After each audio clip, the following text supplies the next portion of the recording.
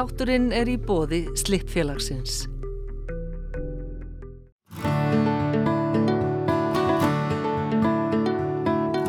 Öll höfum við áhuga á húsum en með mismunandi hætti þó eðlilega.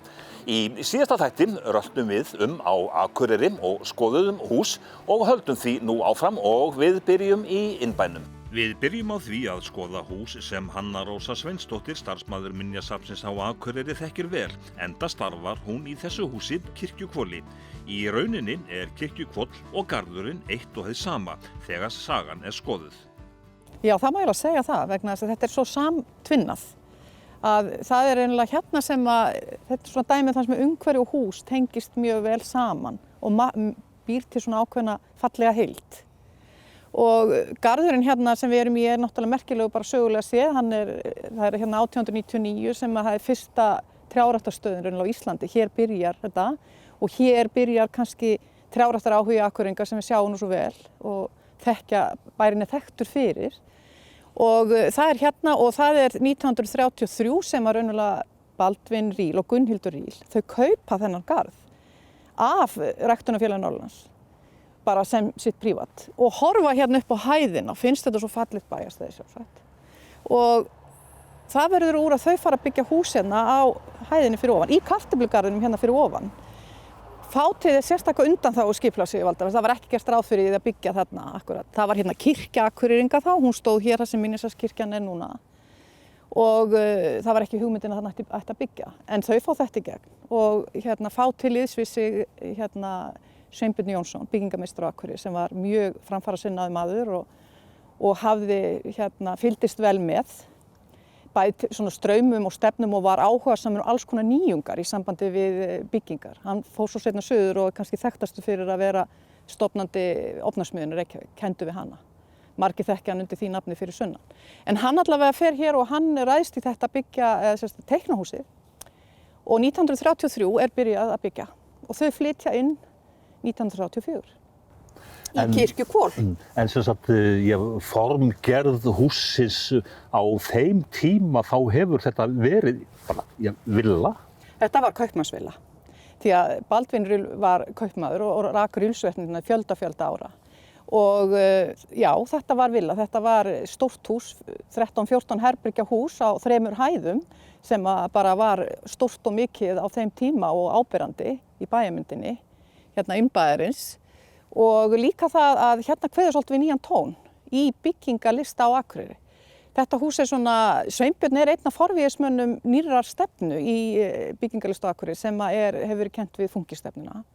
Og hérna hann bara í essinu sínu að byrja og teiknar þetta fallega hús undir merkjum þeirra stefnu, funkistefnunar. Við erum farin að sjá flatt þak, við erum farin að sjá ferningslaga, við erum að sjá beygðar svalir, við erum að sjá glugga á hornum. Allt þetta einkenni þessara stefnu. Við skulum færa okkur aðeins nær Kirkjuhvoli. Já, og ganga tröppurnar sem þau byggðu upp á húsinu.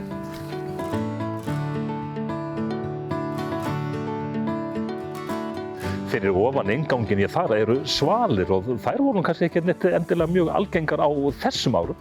Nei, þetta svona eitt af einkennunum hússins og setjum mjög sterkan svip á það. Náttúrulega nafnið þarna Kirkjuhvoll vísar til þess að þetta stóð hér í hæð fyrir ofan Akureyrarkirkju og svo náttúrulega þetta bara grand hús sem að hérna svona eitt af einkennum funkistílsins, það eru svona svalir sem eins sambærilegar þessar og það náttúrulega afskaplega flott að fara þarna út á og horfa yfir hér og svona, Þetta hefur verið notað í þeim tilgangi, sko.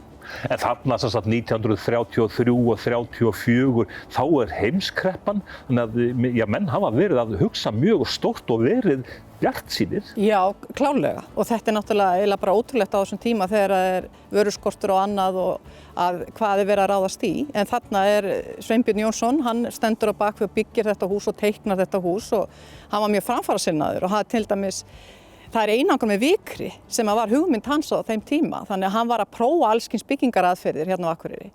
Og það líka gaman að segja frá því að þetta stórt og mikið hús, 13 herbergi og þetta var stór fjölskylda, þau áttu dálítið mörg börn og þau hjónin, en það líka kjallari undir öllu húsinu. Og það var nefnilega þannig að það bjuggu hér mjög oft stúdentar sem hafa komið til Akureyrar og voru að fara í gagnfræðaskólann sem að seinna var menntaskólinn, þeir bjuggu hér í kjallaranum á námsárunum og þess að ótrúlega margir og ekki bara stúdentar eða námsmenn heldur líka fjölskyldur kannski í millibils ástandi í húsnæði eða eitthvað annað. Já, það hafa margir komið hér og sagt, já, ég bjó nú hérna á þessum tíma þegar ég var á námsbánum eða ég bjó hérna með mamma og pappa með við vorum að bíða eftir að, það væri verið að byggja húsið eða að fara í næsta stað og fólk spyr svona, væri nokkuð möguleiki að fá að kíkja aðeins niður í kjallara? Og þegar maður verður við þenni beini þá fer með fólk niður þó að þetta sé ekki hlutahöfinu sýningarými safnsins. Þá verður fólk svo þakklátt og það fer alveg í nostalgíuna. Sko. En hvenær breytist Kirkjuhvoll í minjasafnið á Akureyri? Það gerist raunverulega svona upp úr 1961-2. Húsið keypt 1962 sem safnhús af þeim hjónum. Þá voru þau raunverulega fullorðin og voru að flytja suður til Reykjavíkur. Og þau voru mjög áhugasöm það að húsið að fengja þetta hlutverk. Og það var verið á þessum tíma að reyna að vinna að stofnun byggðasafns á þessum tíma og þetta eins og stundum vill vera, þetta gengur svona misrætt og því um líkt og forsvarsmenn sem var hérna Jónas Kristjánsson sem var formaður stjórnar byggðasafns á þeim tíma, hann sá bara fram á að þetta væri bara að renna eða greip þetta hús sko. Þannig að hann raunverulega bara gengur í þá, hann kaupir þetta hús á eigin reikning af þeim hjónum. Með það bara fyrir augum að tryggja sér að hér gæti orðið byggðasafnið sem á svo verður. En þá þess að byggt við og þessi viðbyggingu, hún fellur mjög vel að upprunalega húsinu. Já, og það nefnilega málið. Sá sem að byggir þetta var tengdasonur þeirra, eða hann sem hannaði þetta, Stefán Jónsson, arkitekt. Hann var nú einn af námsmönnunum sem bjó í kjallaranum þegar hann var í Emma, eða gagnfræðaskólum eins og þá var. Og hann raunverulega hannar þessa viðbyggingu. Þetta gjöf til safnsins á 1100 ára afmæli Íslandsbyggðar eða hvað maður segja, þjóðveldisins. Það 1974 og þá þetta ekki skóflustunga og svo verið að baxast við þetta í 4 ár í bara með litlum efnum þangað til að það loksist tekið í notkun 1978. Og það af því ég svolítið áhugamanneskja viðbyggingar.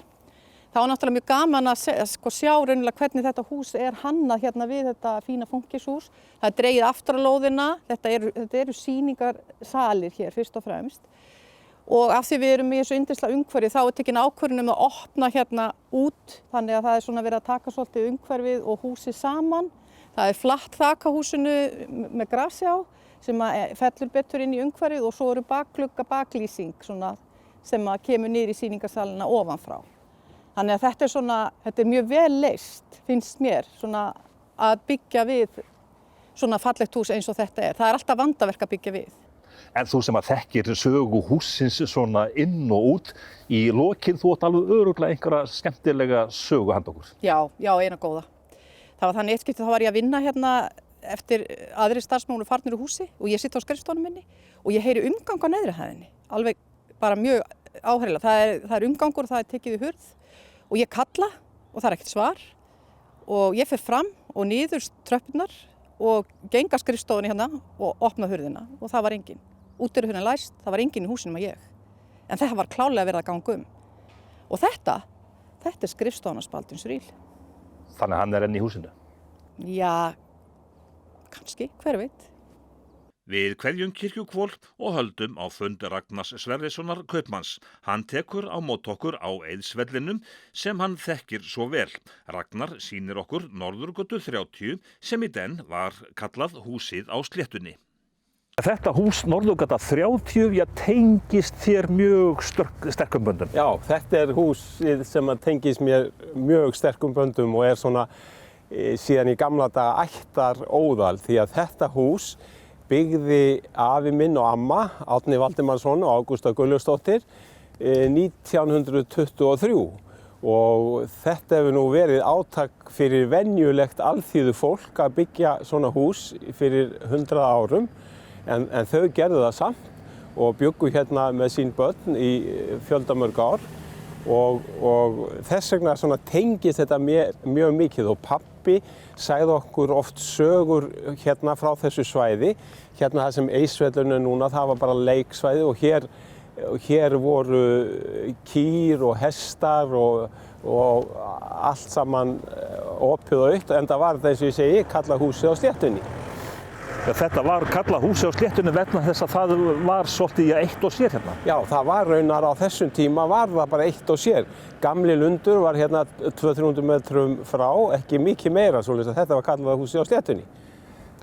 Þannig að þú átti hérðan góðar minningar? Já, ég á hérna mjög góðar minningar og líka minningar þar sem að pabbi og sískinni hans voru að segja manni sögur af þessu svæði.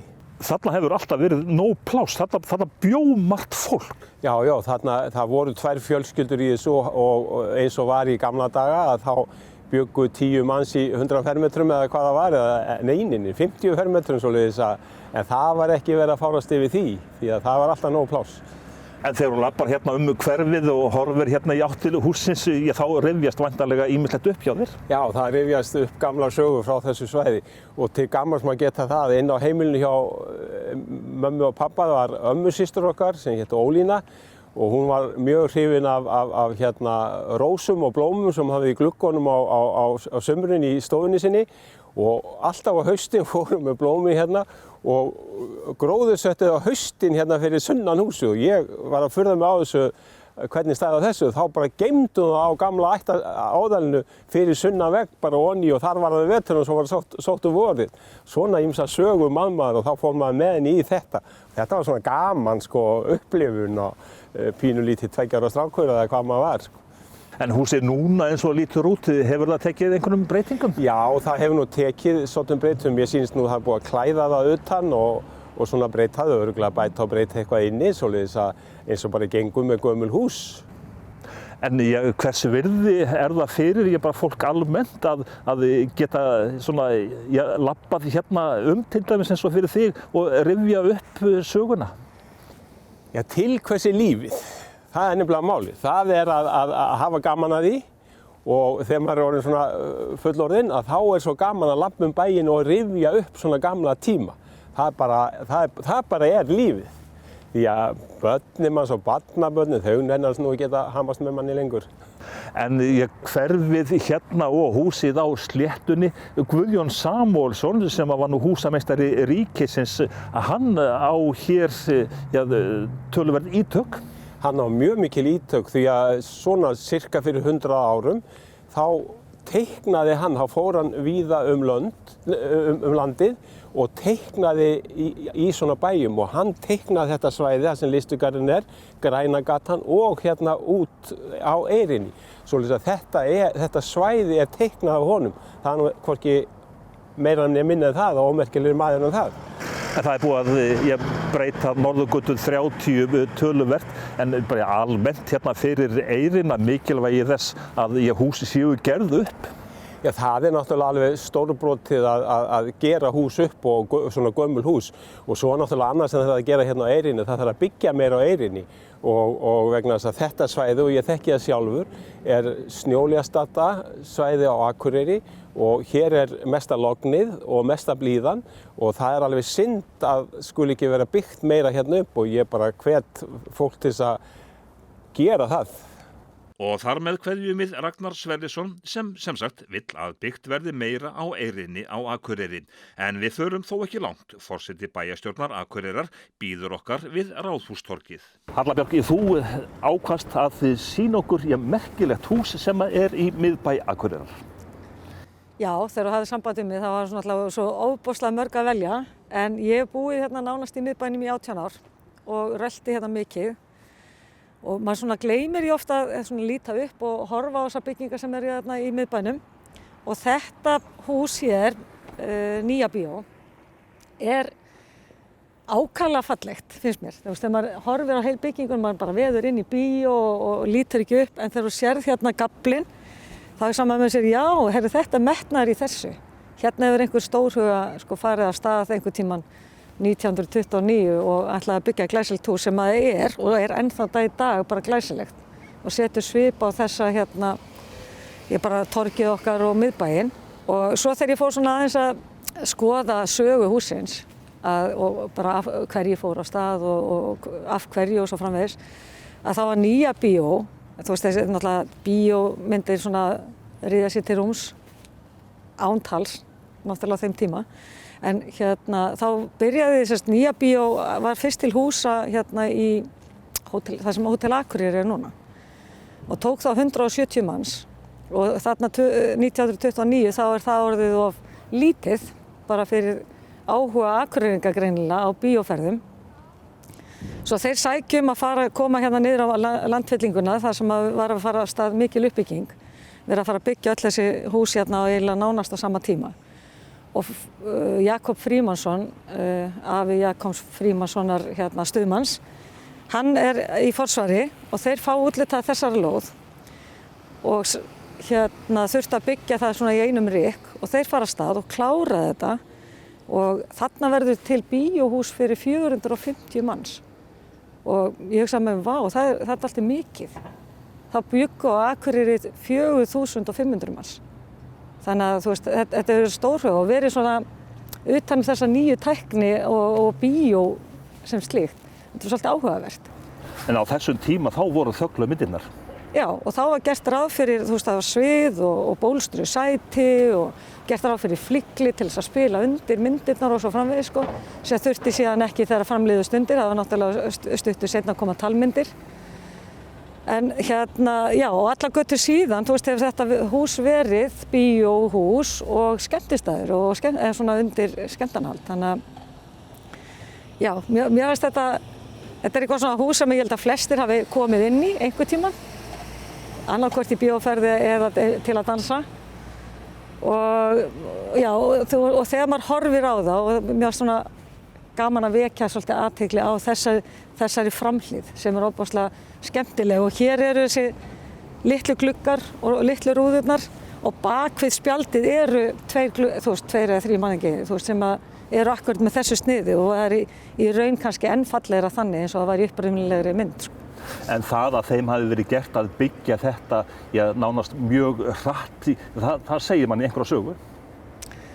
Já, einhverja sögu. Það var ekki, það fengu held ég flestir leyfi til þess að gera þetta í rólegheitum. Að byggja fyrstu hæðin og það tók alveg einhver ár húsin hér í kring. En þeim var gert að gera þetta í einum rykk og kannski voru þeir bara svona samfærandi í sínum málflutninga. Það var sagt, ef þið ætlaði að gera það, þá gerir þetta bara í kvelli, þetta verður ekkert látið bíða. Og svo hefur nú væntanlega kannski bara verið þörf á því að fá þetta hús, það var hægt að fylla 450 manna bíósal, þannig að það hefur legið á. En þetta hús, það brann á sínum tíma og skemmtist mikið? Já, það gerði það. En hefur haldið og ytra byrðið og verið haldið og gert upp og lagað, þannig að það stendur ennþá fyrir sínu. En þetta er líka nokkuð þetta hús, þetta er svona hlið inn á Ráðhústorgið? Já. Og ég setur bara skemmtilegan svip. Ég meina, mér finnst þessir kantar og þetta er eitthvað svona pínu hallarlegt við þetta og ég er nú ekkert að mér í einhverju svona byggingafræðilegu tilliti en þetta er einhver svona glæsileiki yfir þessu. Þannig að ég fannst þetta að vera eitt af því svona áhugaverða í miðbænum. En þegar þú lappar miðbæinn, þínar æsku minningar úr húsinu? Já, það er náttúrulega bara að fara í bíó og já, þetta var, þegar maður var yngri, þá var náttúrulega bíóferðir svona, ég veit ekki hvað maður að segja, það var bara svona dálítið stórt, að fara með fjölskyldunni í bíó, það bara að dressa þessu upp og það var verið að kaupa kannski einhverja veitingar og eitthvað slíkt og stemmingin verður svona eins og manni finnst kannski í dag að fara í leikhús eða eitthvað slíkt, þetta var svona stór viðburður og alltaf gaman finnst mér að fara í bíó. Mér finnst enn þann dag í dag að fara að horfa á góðar myndir á stóru tjaldi með músíkina í botni og svona einbeita sér bara í myndinni. Mér finnst ég hef alltaf jafn gaman að því. Þannig að þú horfir mjög oft til þessa hús og hugsar þá fallega tilbaka? Já, gerir það og bara fer ennþá reglulega í bíó, bæði þetta bíó og svo Borgarbíó fyrir aftan okkur. Og áfram höldum við húsaröltinu. Ingólfur Freyr Guðmundsson, hönnuður hjá Kollgátu, valdi að sýna okkur einbýlishús við Hamragerði 31. Þetta er einbýlishús sem er teiknað af Hauku Viktorsinni, arkitekt.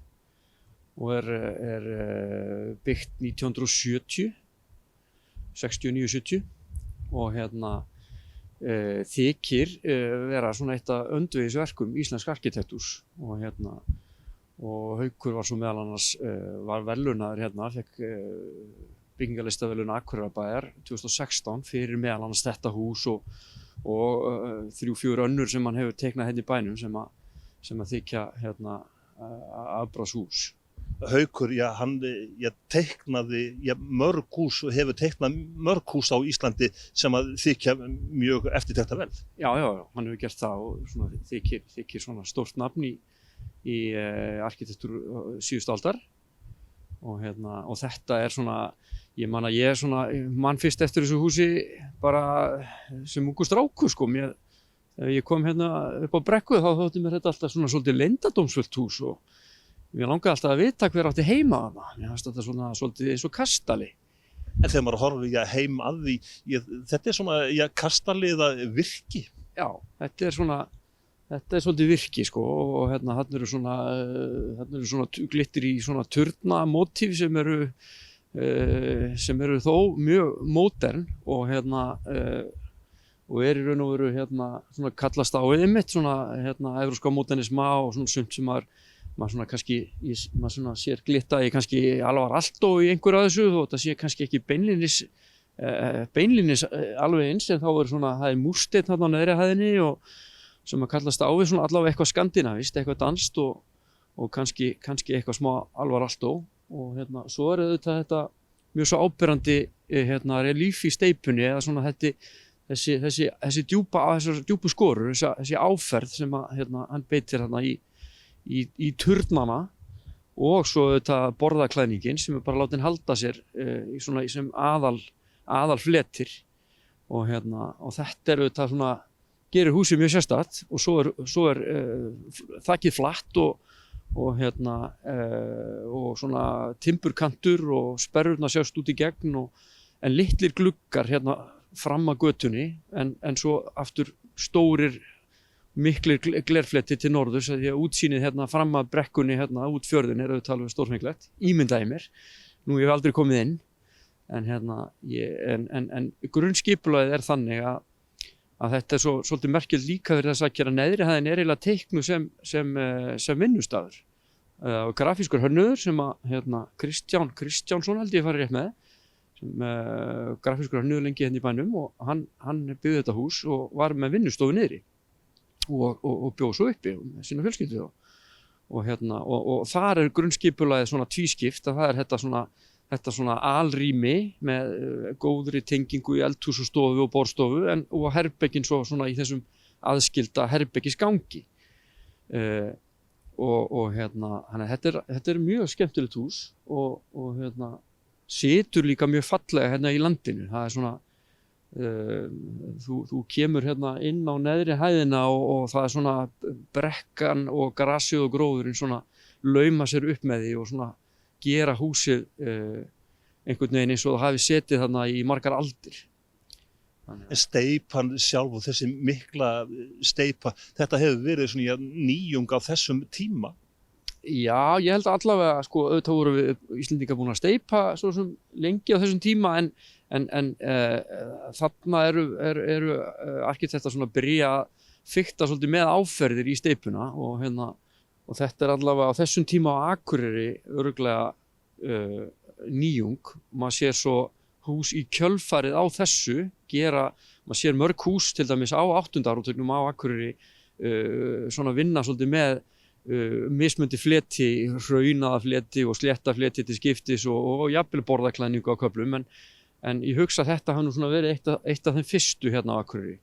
En að draga svona út efri hæðina?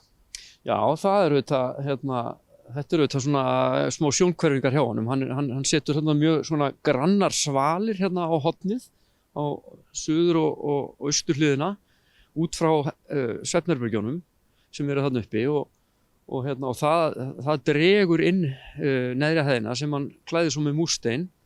Þannig að það svona ýkir svolítið þessa svona inn- og útfleti í húsinu og gerir það ótrúlega létt þrátt fyrir að það sé afskaplega massíft. og þetta eru svona skemmtilega sjónhverfingar og þakkanturinn dökki efst á þakkinu, eða efst á húsinu, hann hjálpar þessu líka og gluggar sem eru þar undir ímyndaði mér að geri birtuna í þessum herbyggjum þarna afskaplega skemmtilega. Og hafa, burðarbitana, þakbitana svona út? Já, það er líka svona ákveðin sjónhverfing, sko, að gera þakið léttara, sérstaklega innanfrá. Við sjáum það kannski ekki svo mikið hér utanfrá í þessari birtu, en kannski í skammdeginu þegar kveikt ljós inni, þá sér maður svona þakið svífa svolítið frá húsinu, sem er svolítið skemmtilegt. Og svo bara svona litlir hlutir sem að þá kannski frá arkitektunum komið að hafa útidyrahurðina gula. Já, það er mjög einmitt svona í anda módernismans. Menn voru nú gjarnan að vinna þar kannski bara með alveg hvít og svört hús og svo var kannski hurðin í einhverjum sterkum lit, eldrauðum eða gulum. Þegar þú ferð svona á rúndin og ert að sýna bæinn og þá arkitektur, þá ferðu væntanlega hamra gerðir. Já, alltaf. Það er mikið af fínum húsum hérna líka inn á grunnu en þetta hús er yfirleitt efst á listanum. Og hérna setjum við punktinn við húsaröldið að þessu sinni. Í næsta þætti höldum við áfram að spekulera í húsum.